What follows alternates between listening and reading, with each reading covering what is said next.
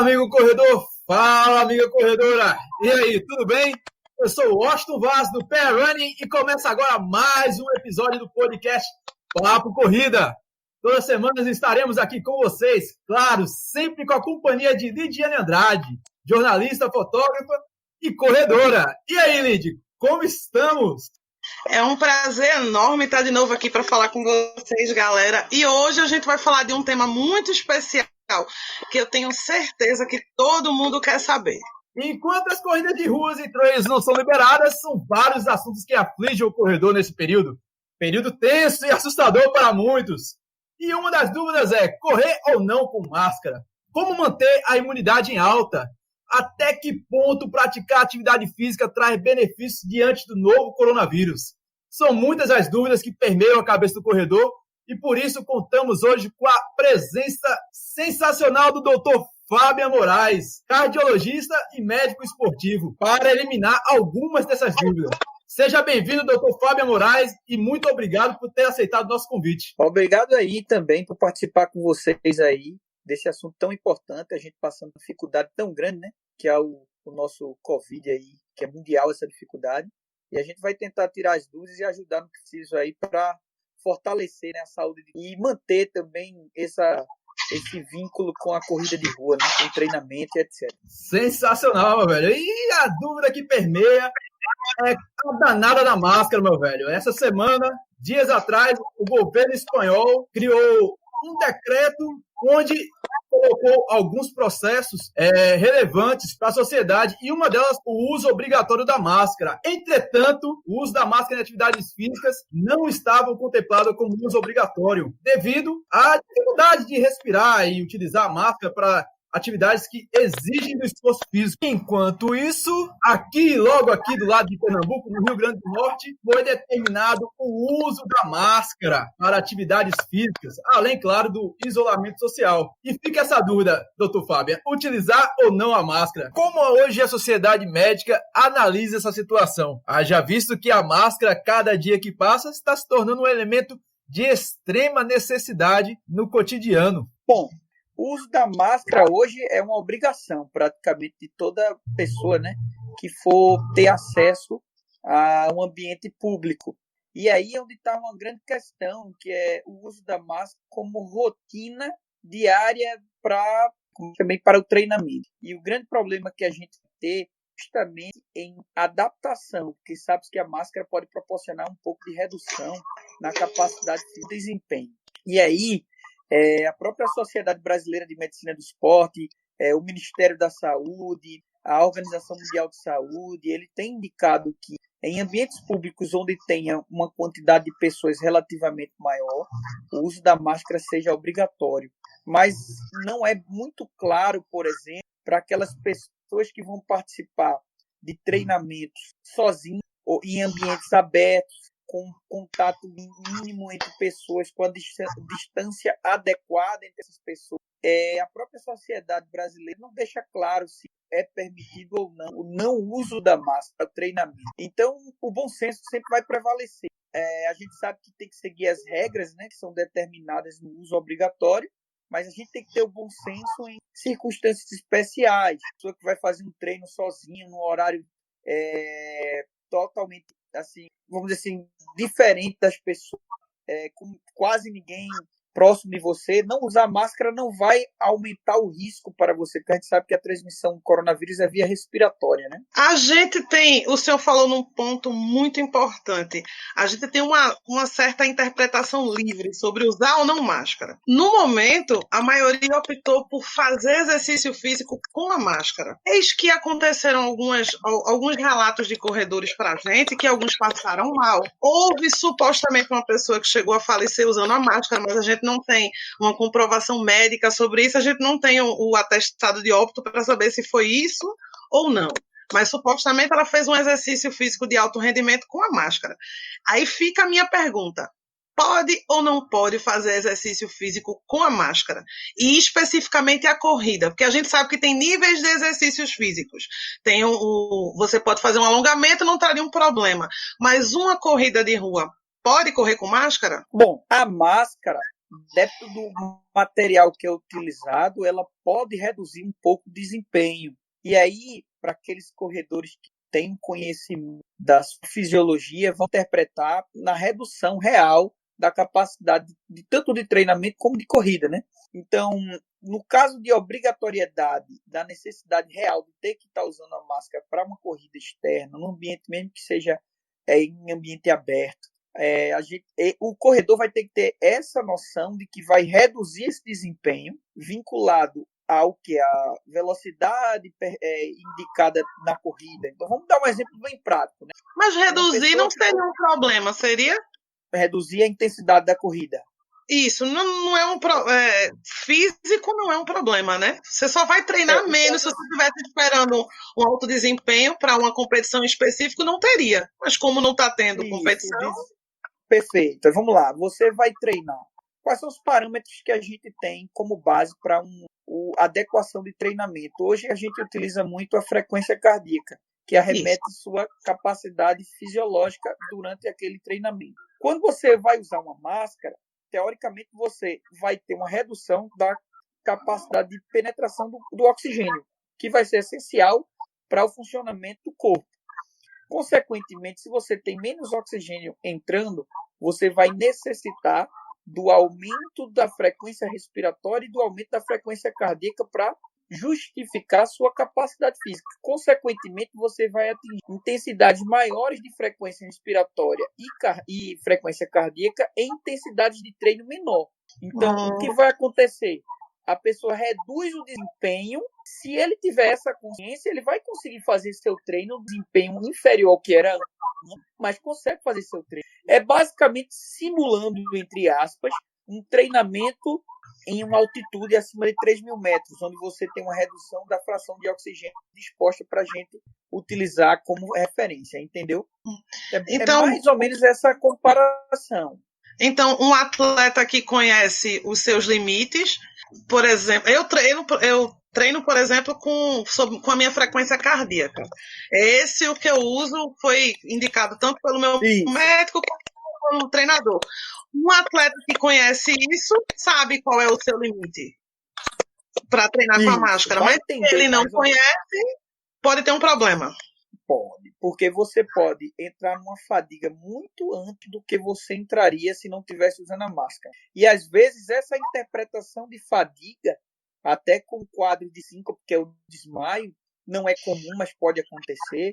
Essa sensação de fadiga, quando é atletas que já vem treinando há muito tempo, que já tem uma performance boa, ele pode não conseguir identificar pelo fato de estar mudando o perfil de treinamento que ele vinha fazendo. Ele está usando um equipamento que está prejudicando. Se ele não conseguir interpretar isso de forma adequada, ele pode gerar uma fadiga muito grande, causando algumas consequências. Não é uma coisa tão comum, mas pode acontecer. Eu, particularmente, quando utilizei, não foi nem máscara, essas máscaras de algodão, foi aqueles tecidos que a gente geralmente utiliza em trilha, que é a balaclava. E ele por si só, já tem uma dificuldade de respirar, eu respiro pela boca. Então, eu acredito que quem respira dessa forma como eu vai sofrer bastante nesse período de adaptação, caso a máscara seja obrigatória, porque não se sabe ainda. A gente vem acompanhando como os países da Europa e da Ásia vêm trabalhando com o retorno das atividades, por exemplo. Na China, por exemplo, em março, teve corrida que foi obrigatório o uso da máscara. Teve uma corrida para 1.000 atletas. Há semanas atrás, na Dinamarca, teve uma corrida com 100 atletas que não foi necessário o uso da máscara. Então, a gente não sabe ainda o que é parâmetro, o que vai ser o correto. Enquanto a gente não sabe, a gente tem que se adaptar a esse cenário de utilização de máscara. Eu creio dessa forma. Mas, segundo a interpretação do doutor, a gente pode chegar a correr com máscara sem problema, desde que a gente comece a treinar com isso. Seria isso? Isso.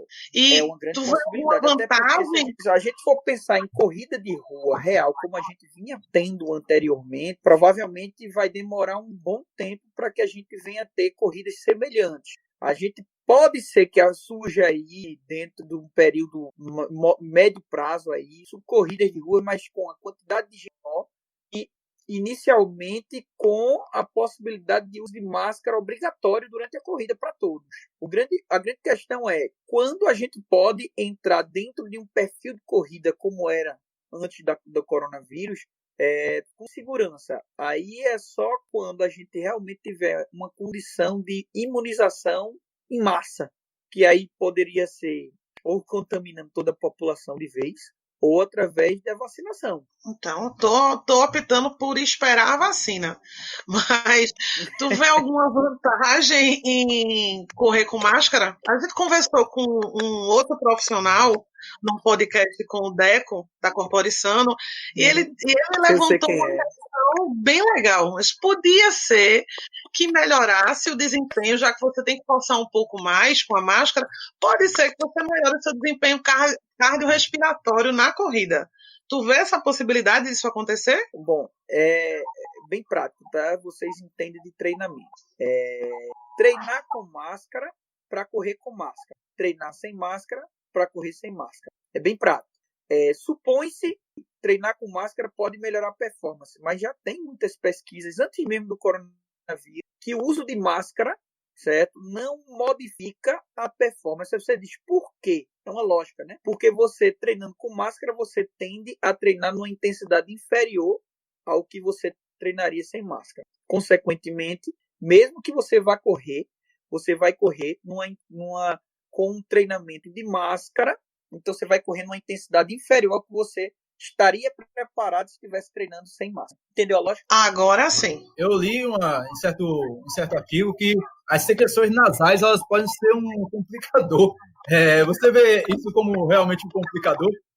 A pessoa gripada utilizando máscara, algo do tipo assim, e possa sofrer algum transtorno durante a prova, falta de ar, porque você está ali com a máscara inspirando oxigênio, liberando gás carbônico.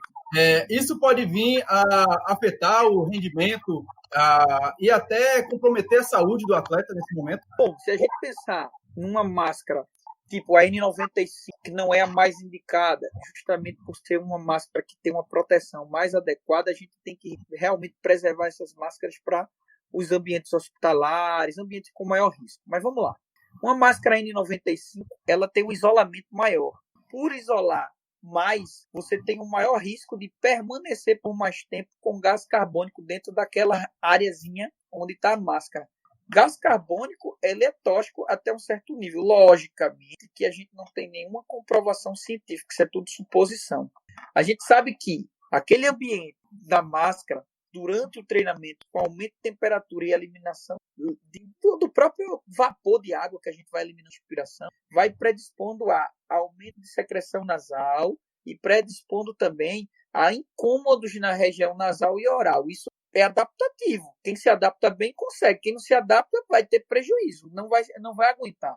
E a gente vive no Nordeste, a gente sabe que o calor vai intensificar ainda mais esses fatores, né? Que é o aumento da umidade dentro da máscara, com aumento de secreção nasal e esse aumento de incômodo tanto nasal como oral.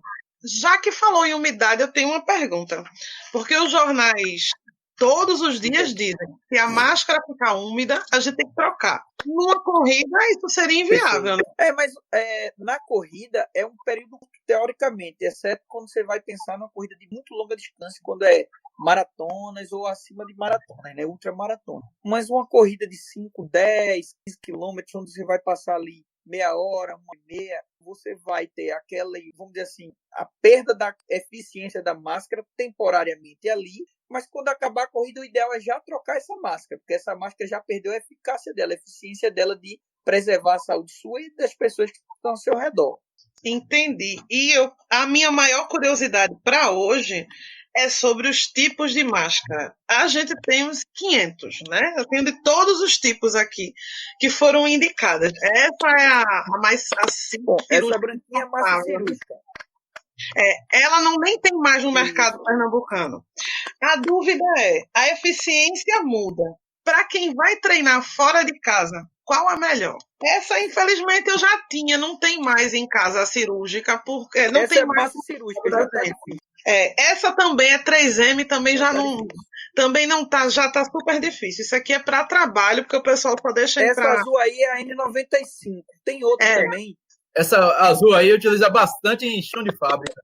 Essa aí é a que eu mais digital. Essa daí, é isso aí, a N95 é a mais eficiente na segurança de diminuição de transmissão da doença. Para correr, péssima.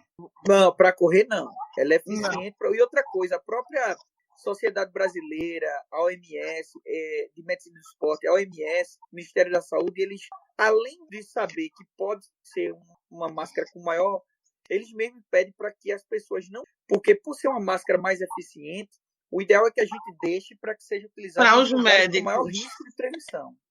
Ah, mas eu vou me justificar logo, viu? Isso aqui, eu tenho esse kit com as 2 proteções, é para entrar no hospital de campanha, porque eu sou fotojornalista. Aí eu tenho um kit completo, com óculos, a N95, e sem isso não entra. Infelizmente, eles não deixam, é horrível. Eu passei 2 horas lá dentro, e é horrível respirar com isso. É melhor ficar calada só ouvindo, e não indico para fazer exercício, não. O Wellington falou, agora eu trabalho com isso diariamente. Diariamente eu trabalho com a máscara, entendeu? Acostuma, né? É adaptativo. Mas ela é uma máscara que realmente abafa mais e fica mais tempo fechadinha. A minha realidade com o uso de máscara já começou bem antes, para quem trabalha, inclusive para quem trabalha em indústria. Eu acredito que deve ser o caso do Dr. Fábio. Antes de iniciar esse usa ou não usa máscaras em ambientes públicos. A indústria já estava utilizando as máscaras, e inclusive praticamente um open bar de álcool gel, velho. Eu falo assim, porque todo gel e água. Distribui de todo canto, verdade. Álcool gel é vida. Mas eu ouvi uma coisa que eu quero partilhar com vocês numa live ontem que eu achei interessante. Tinha uma profissional avaliando os tipos de máscara para correr de acordo com o que ela passa mais ar e que você se sente mais vontade, se sente melhor respirando.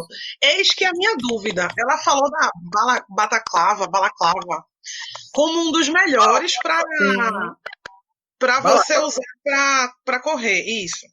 Sendo que ela passa mais ar. Ela também não passa mais vírus, não. Ela não é pior. Porque ela tem filtro.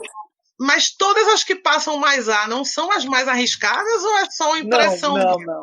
Ela tem um filtro que filtra impurezas e micro-organismos. Mas ela deixa passar uma quantidade de ar melhor. Só que aí, vamos lá. Você imagina todo mundo correndo na rua utilizando essa máscara? Não. Entendeu agora? Não dá. A gente não consegue imaginar todo mundo hoje em dia sem correr, só andando, quem dirá todo mundo correndo. O Centro de Controle de Doenças, que é o CDC, né, americano, ele mesmo indica que para atividades esportivas a gente usa a máscara de pano tradicional mesmo, de preferência com 2 camadas, tudinho.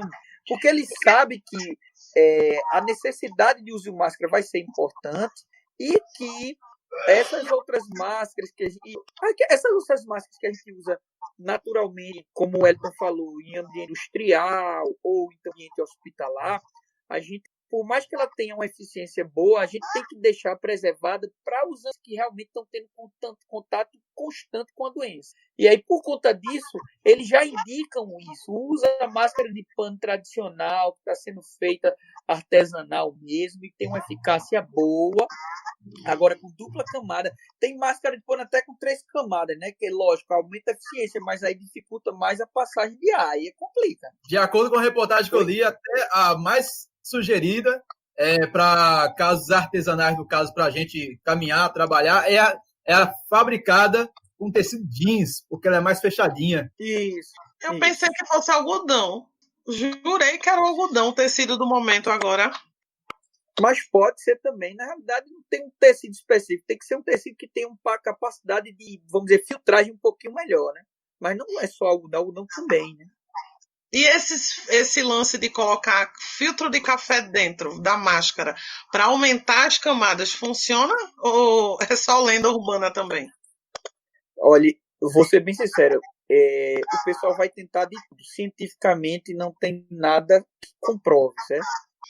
A gente tem, inclusive, algumas pesquisas internacionais que foram para avaliar a eficácia das máscaras E aí, o que se fala muito são as máscaras que a gente tem falado aí, máscara cirúrgica, de algodão ou de outro tipo de tecido, máscara de tecido normal fabricada artesanal, máscara N95 e assim vai, e outras espécies de máscaras. Mas no contexto geral, a gente indica essa máscara de pano tradicional, uma máscara dupla camada. A gente nunca poderia esperar algo dessa forma. As grandes empresas, feito a Xiaomi, por exemplo, ela recentemente anunciou que está projetando uma máscara desinfecta, cara. Em paralelo a isso, uma empresa esportiva italiana, a La Sportiva, ela já se antecipou e criou uma máscara própria para prática esportiva, onde justamente tem a possibilidade de trocar o filtro. O filtro dela é descartável. Então, enquanto a gente não tem a vacina, o mercado vai criando formas alternativas que transformem, sim, a máscara um acessório esportivo, como é o tênis, como é a camisa, como é a viseira. Agora, até que não tenha vacina, vai ser um acessório esportivo. Antes da pandemia já existia algumas indústrias voltadas para o esporte com pesquisas específicas, utilizando máscaras esportivas com acabamento esportivo, com velcro atrás, com todo o equipamento mais organizado para justamente corredores que correm em ambientes mais contaminados, poluídos, etc. Já existe isso já há algum tempo, sabe? Agora, é uma coisa que a gente vai ter que se adaptar, pelo menos temporariamente, mas a questão de performance realmente não tem como. Pode eles pensarem nas melhores máscaras do mundo, mas a performance não tem como permanecer igual em ar ambiente sem máscara. E o incrível é que ainda não se fala nada a respeito do esporte de alto rendimento, se vai ser obrigatório ou não. Por enquanto, a preocupação é justamente em provas público-numerosas feitas a corrida de rua, atletas amadores. Mas ainda assim, ainda não se sabe se a gente vai ver atletas de alto rendimento utilizando máscaras. Até porque a Olimpíada, queira ou não, ela vai existir aí daqui a um ano. A Olimpíada é outro mundo, é outro padrão. Porque aí o que acontece? Para que esses atletas participem das competições, se daqui para lá não tiver vacinação, eles vão ter que ser testados anteriormente, como está sendo hoje no futebol, né? Testado, depois aí deu negativo, aí vai ficar em quarentena, isolado, para não ter contato com outras pessoas. E aí vai ter o treinamento individualizado. O maior problema não vai ser nos esportes individuais, vai ser nos esportes coletivos. Porque o esporte individual você consegue isolar um grupo, uma pessoa só, ou dois, ele mais um técnico. E no esporte coletivo você tem que ter o treinamento coletivo. Como é que você vai isolar essas pessoas? Essas são as grandes dúvidas que param no momento. Porque eu, por exemplo, estava lendo num site espanhol, que eu não me lembro agora qual me recordo, qual é o site, eu tinha até mostrado para a Lidiane, que teve um corredor que fez sub-3 na maratona e ele já estava infectado. Isso foi em março, em uma das maratonas que acontece ou foi em Portugal ou foi na Espanha. Foi na Espanha, eu lembro disso, foi na Espanha. E o cara só veio saber que estava infectado porque após a maratona ele teve uma queda da imunidade dele muito grande. Algo que um corredor que estava pronto para correr uma maratona não faz isso. Então ele acabou fazendo o teste e chegou à conclusão que estava com o novo coronavírus. A preocupação que a gente tem agora nesse momento, se isso na Europa aconteceu, imagina aqui, que a gente não tem uma testagem tão eficiente. Mas aí a gente está falando de níveis competitivos, né? Não, mas não foi um profissional. Não foi um amador. Não foi. Ele correu uma maratona. Ele foi uma corrida normal. De rua, certo? Maratona Maurício Nassau, nossa maratona aqui de Pernambuco, a pioneira, né, de Pernambuco, Maurício Nassau. Então, eu pegar essa maratona hoje não pode acontecer. Não tem condições, a gente não tem capacidade técnica de dar suporte, de proteção para as pessoas que vão participar. Mas mesmo mantendo o uso da máscara obrigatório, a limpeza, a gente já discutiu aqui sobre um protocolo criado. Pare para pensar. A gente está falando de máscara obrigatória, a gente está falando de todos os cuidados de higienização, nós estamos falando de distribuição de equipamentos, água, equipamento que eu digo é a roupa, né? quando vai ser pego, a água que vai ser distribuída, o pós-corrida, o pré-corrida, esses momentos todinhos aumenta muito o risco de contaminação, apesar de estar usando máscara. Inclusive, o que se fala muito, por exemplo, nas determinações públicas é justamente evitar aglomerações justamente por causa disso. Porque vai que uma máscara está ruim, não está funcionando adequado, uma pessoa está lá sentindo calor, aí tira assim um pouquinho, pronto, acabou. Aí, essa parte faz cuspiu, acabou. O que eu falava muito desde o começo da pandemia, quando alguns eventos insistiram em acontecer, o que eu converso muito com o Washington, que não me sai da mente, é a distribuição de água. É o staff que, se tiver um staff daquele doente e entregar água a 50 pessoas, tem 50 Covid rodando numa mesma corrida, mais a pessoa que vai pegar o copo que está descartado no chão, mais aquela que vai jogar fora. Ou a Covid pode estar rodando desde o começo, que a embalagem é aberta. Eu só vejo isso. Eu acho que no cenário da corrida, a forma mais rápida de distribuir a Covid é a água. Não, e depois, quando acaba a corrida, que você, corrida das estações, que a gente participa, vai lá receber a medalha e pegar as frutas. E ali, naquele momento também. Mas eu penso nesse momento, a luva. A luva funciona. E eu digo que funciona porque eu convivi esses dias com gente com Covid, mas eu nunca tirei a luva.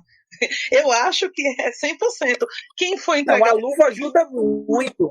A luva ajuda muito, mas vamos lá. Mas a água é que é o problema. Luva, não, mas o que eu penso é a água. Quando você pega a água com a mão, você tira a máscara. Tudo pra mim é água. Quando você tira, coloca na boca e joga fora. Durante a corrida. Ou vai dar pro amiguinho, que a gente faz isso. A gente finge que não faz, mas faz. A gente vai sair distribuindo água com a gripe junto. Isso é que eu não vejo como tirar.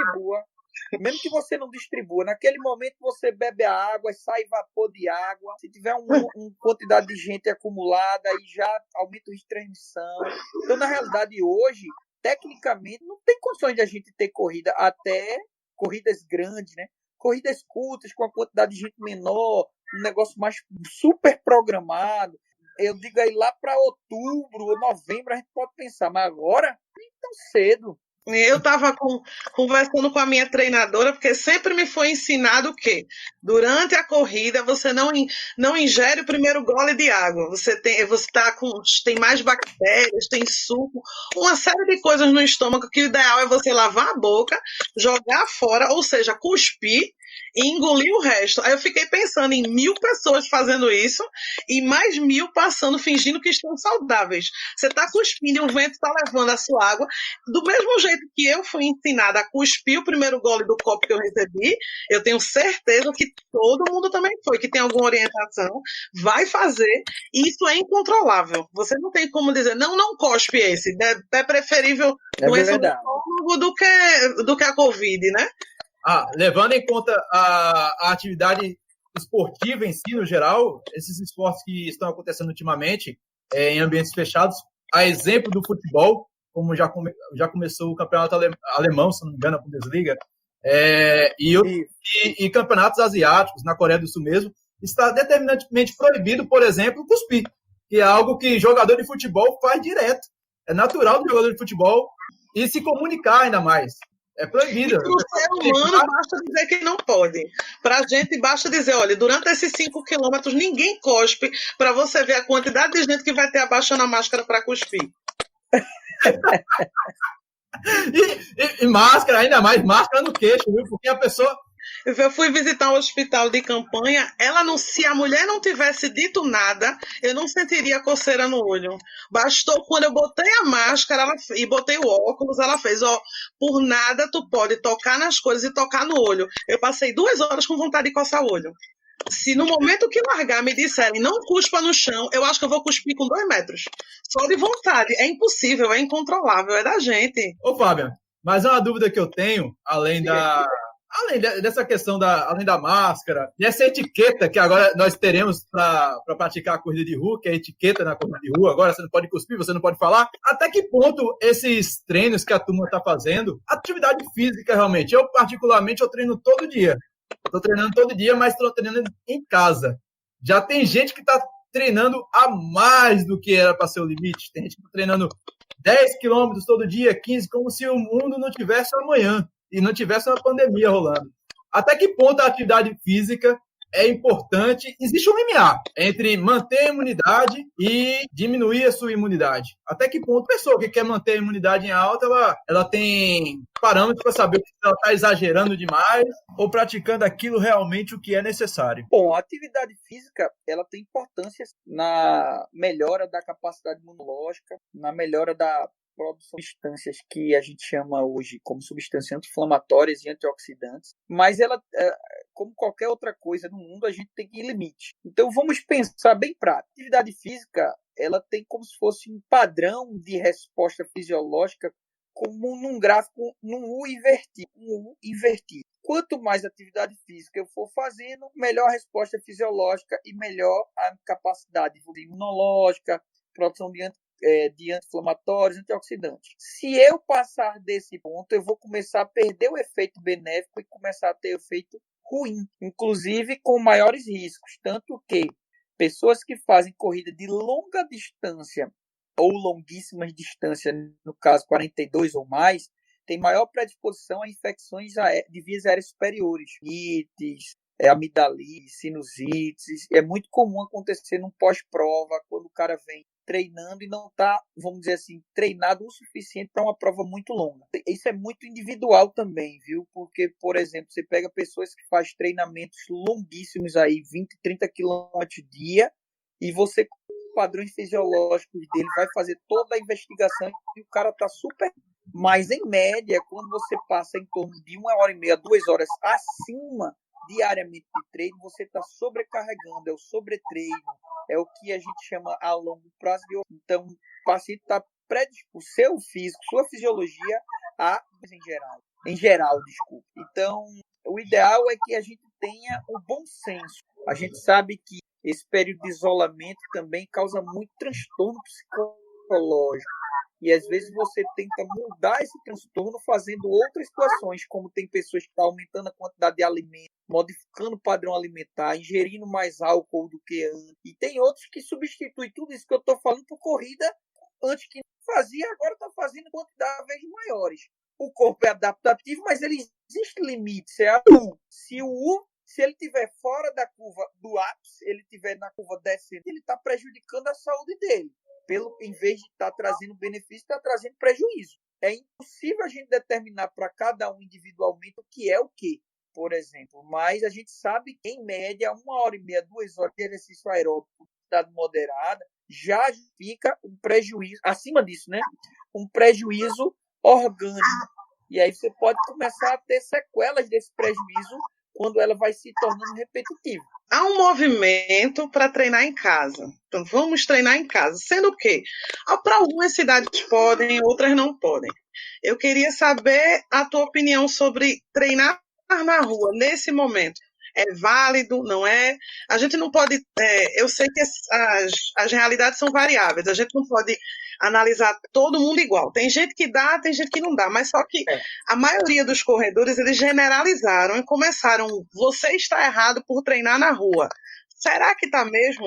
Para algumas pessoas, está tudo bem treinar na rua? Vamos lá, vamos pensar primeiro em ponto de vista político. Se a gente sabe que houve determinação pública pelo nosso governador, que as pessoas têm que ficar em casa e evitar estar na rua, a primeira coisa que a gente tem que fazer é respeitar. Pode, perfeito. Mas vamos, em segundo plano, vamos dizer que não existisse o lockdown, a determinação de ficar em casa, que pudesse fazer o exercício na rua. O exercício na rua, em ambiente aberto, onde você vai estar só, ou no máximo em companhia do seu parceiro ou parceira, que você convive com essa pessoa e que vai ter pouco contato com outras pessoas, a gente sabe que o risco de transmissão é muito baixo. Sabe-se disso. O grande problema do treinamento fora de seu ambiente domiciliar é que você pode se expor a contato com outras pessoas. E, por conta disso, tem que ter um cuidado redobrado. Por exemplo, existem algumas pesquisas feitas na Holanda, na Bélgica, para dizer qual seria a distância ideal entre dois corredores se eles estivessem a uma certa velocidade. E aí, por exemplo, cara vai correr a 10 quilômetros por hora na sua frente e você a 10 quilômetros por hora atrás dele. Qual seria a distância ideal para que você minimizasse o risco de transmissão se esse cara tipo cuspisse, espirrasse? Teoricamente, o que foi passado é que é em torno de 20 metros. Se o cara estiver caminhando a 5 quilômetros por hora, é em torno de 10 metros, a distância entre as pessoas que tem que ser.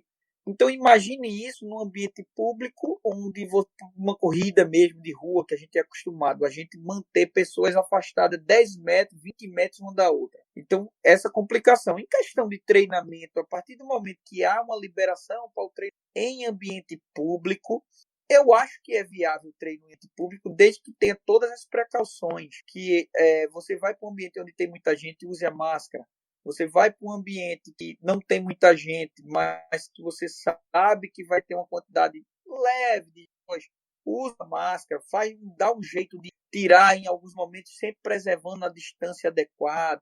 Não é fácil a gente pensar numa prioridade, vamos dizer, de treinamento em casa, porque a gente está falando de pessoas que têm condições de treinar numa casa, tem uma casa maior, um terreno, que mora em um ambiente muito pequeno, onde tem muita gente que mora no mesmo ambiente. Como é que as pessoas vão fazer o treinamento em casa? Não é tão simples quanto parece. E a individualidade tem que ser preservada. Então, o que vale para se pensar é a atividade física tem benefício para a saúde, certo? Aquela atividade física regular, e deixar de praticar tem prejuízo. Então tem que ser ponderado tudo que a gente está comentando. Mas, a partir do momento que, antes do lockdown que tivemos, pode treinar, vai treinar com as precauções adequadas, mantendo distância, evita aglomeração, evita pessoas ao redor, vai só, vai com uma usa, entendeu? Ou sei lá, vai com teu pai, tu mora com o pai, mas evita justamente contato com outras pessoas. Isso é primordial. É uma doença dificílima, porque ela evita justamente o contato social, que é uma coisa que a gente, pernambucano brasileiro no geral, é muito acostumado a estar junto, fazer junto, estar em comunidade, e não pode. É uma realidade que a gente tem que se adaptar. Fábio, eu mesmo sou um exemplo claro disso, pois eu só parei de correr após o último decreto do governador, onde ele inseriu Recife, Olinda, Jaboatão dos Guararapes e São Lourenço da Mata em uma quarentena mais rígida, digamos assim. E quem me conhece e me acompanha lá no Instagram viu que meus treinos são realizados ali, correndo de casa para o trabalho. E nesse período de isolamento social, eu passei a usar a balaclava, até então o governador chegar e falar, já não pode mais correr. Eu espero voltar a correr e, claro, obviamente respeitando o que for determinado pelos órgãos competentes.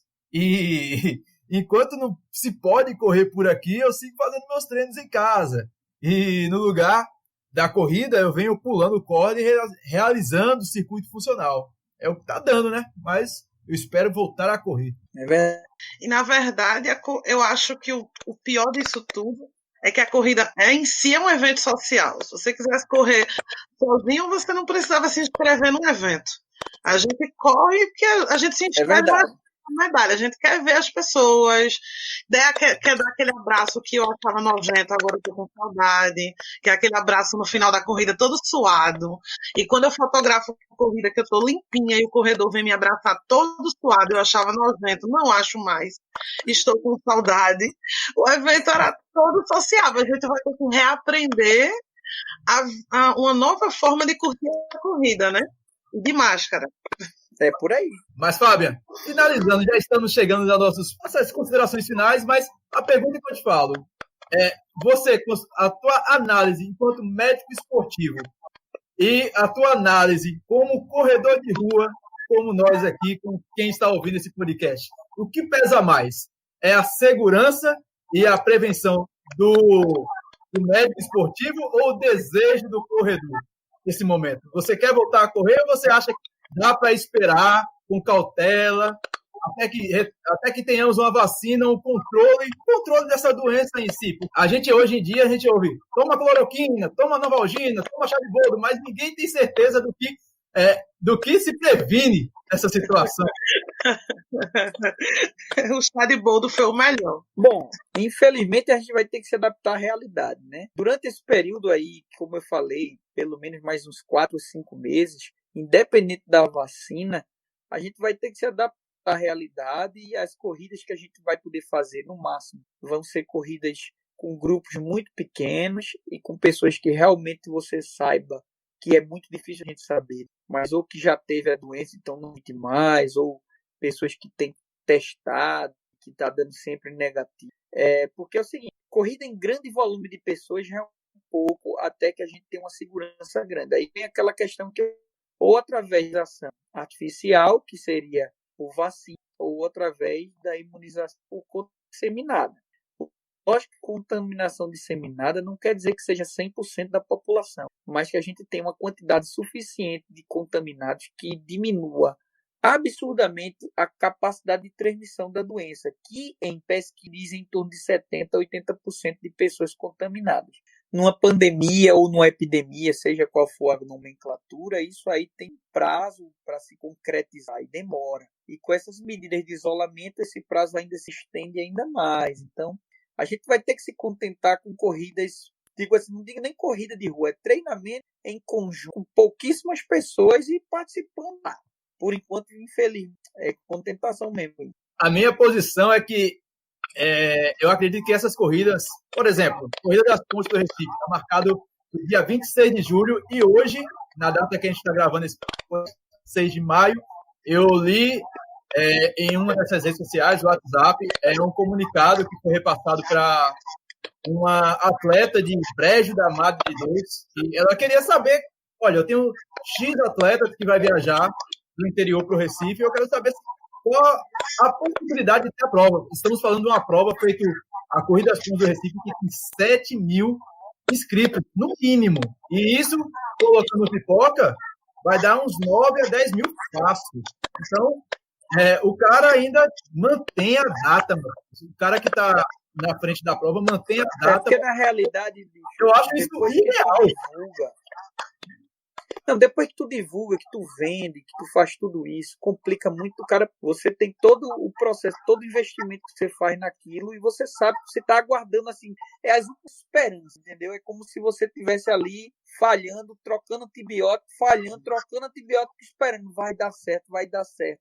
Mas quando você vai analisar cientificamente, realmente ele só está protelando, uma coisa que não vai ter condições. É que nem o OMS, que demorou a dar a divulgação de que a gente estava... Demorou, não é nada não, aí da pandemia, entendeu?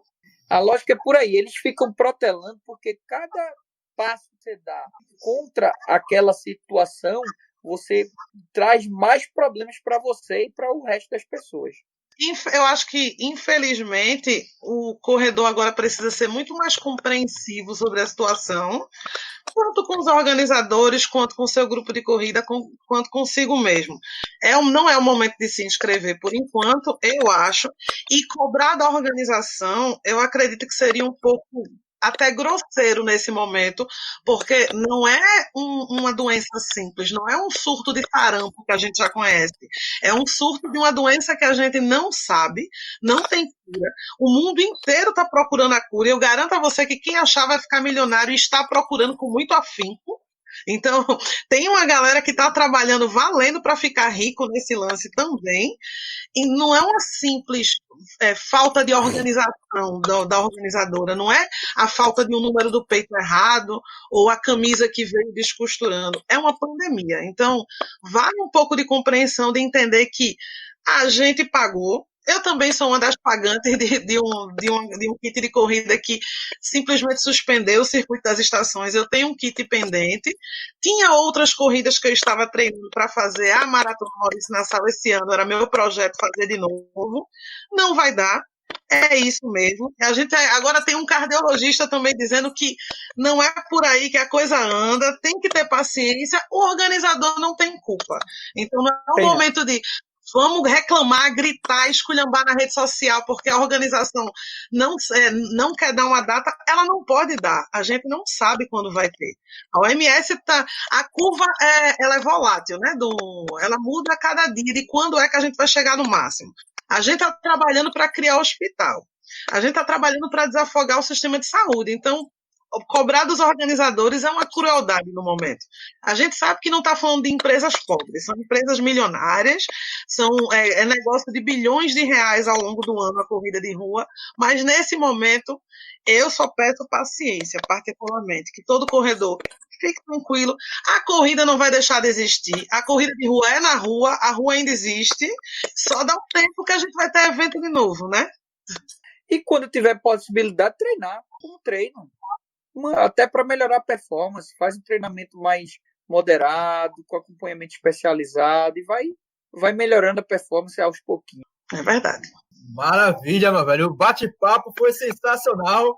Eu agradeço demais a participação do Dr. Fábio Moraes. Doutor, deixa aí os seus comentários, deixa aí como podemos fazer para encontrar o Dr. Fábio Moraes nas redes sociais, nos consultórios da vida. E que agradecemos demais a sua participação no Papo Corrida. Pronto, mestre. Muito obrigado aí pela participação também, pelo convite. Foi um prazer legal mesmo, legal. Falar um pouco sobre um ambiente que eu adoro, que é corrida. Como você sabe, eu sempre participo das corridas de rua aqui de Pernambuco. Não é de hoje, é desde 2007 que eu faço corrida de rua. Então isso para mim sempre foi um prazer, comentar sobre esse tipo de atividade. E aí as pessoas que têm um interesse em um acompanhamento especializado, como foi falado aqui, eu tenho uma especialização em medicina esportiva titulado pela Sociedade Brasileira, então podem nos procurar pelo meu consultório, né, o Conquest Saúde e Performance, fica lá no Rio Mar Trade Center, e pelo Instagram, né, Conquest Saúde, e no meu Instagram, DR, que é Dr. Fabiano Moraes. Só é me procurar aí e ver nossas atualizações, coisas que a gente vem falando sobre performance, sobre saúde e exercício, sobre a própria Covid, que a gente vem fazendo algumas considerações também. E estou à disposição aí, quando vocês precisarem novamente, com certeza irei estar aqui à disposição para participar junto com vocês. Foi um prazer, Lidiane, é a primeira vez que a gente se fala. Eu, em outro momento, participei de um evento que foi com ele, com outros rapazes, você não estava. E estou à disposição sempre, galera. Exatamente, meu velho. Com meus amigos, meus colegas, Bruninho, Rodrigo do Race Bros, Bruninho do Bora Correr Galera, Doutor Corrido do Race Bros. E tá lá, meu velho. Tá lá, se vocês procurarem, tá em podcast, tá no canal do PR Running, esse debate. Vou colocar aí os links no site, vou colocar os links na descrição desse podcast. Então, galera, acompanha aí o Dr. Fábio. E, Lidiane, suas considerações finais. Eu, particularmente, amei a conversa de hoje. E espero que vocês que estejam ouvindo estejam tão tranquilos como eu, que dá para treinar de máscara, dá para treinar sem, dá para continuar treinando. Não dá para participar de evento por enquanto. Mas eu espero que esteja todo mundo treinando. E quero deixar um beijo de novo para a fã de Washington preferida, que é a Dona Neuma. E para Sandrinha, o amorzinho da gente, que amo, Sandra. Beijo para todos vocês. Muito obrigada pela paciência com a gente, doutor Fabiano.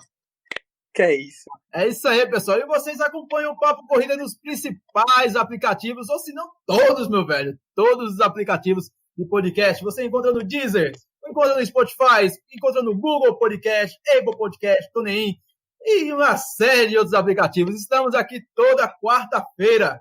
E agradecer a presença do Fábio Moraes e, claro, da Lidiane. Ficamos por aqui e até mais. Um beijo, um abraço. Fiquem com Deus.